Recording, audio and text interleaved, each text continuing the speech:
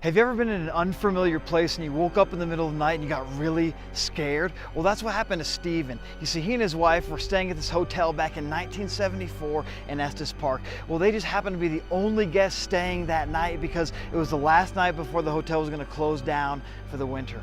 Well, after wandering the empty halls of the hotel that night, Stephen went to sleep. He woke up in the middle of the night from a terrifying dream.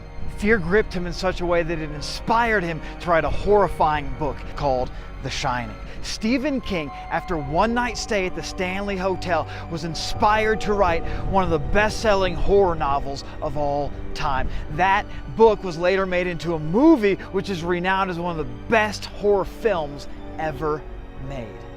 Well, as it turns out, Stephen King isn't the only one who's had frightening encounters with the supernatural here at this 100-plus-year-old haunted hotel. This is one of the most haunted places in America. People say they hear children running through the hallways at night when there's no children staying here.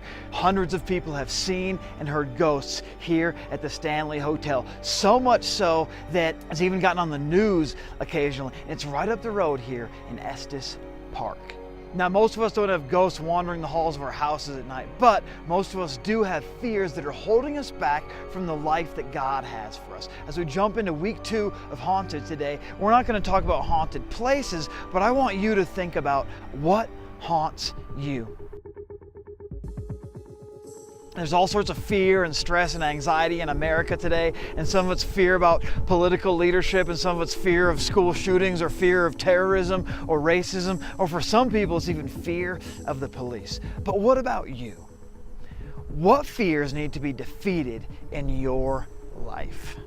Maybe you fear that you'll never find love and you'll be alone forever. Maybe you're afraid that your teenagers will never actually turn to God. Maybe it's a fear of child predators or bullies. Maybe it's the internet that scares you and the possibility that your kids one day are going to have smartphones and social media and everything that goes with that. Maybe you fear rejection or failure. Maybe you're afraid of heights or flying or the dark or of public speaking. Maybe you're afraid that you're not going to be a good parent. Maybe you're nervous that you're not going to be able to pay the bills next month. Maybe you have a fear of the future, or you have a fear that if people found out who you really are on the inside, they wouldn't actually like you. Maybe, if you're honest, you're afraid that that cancer might come back.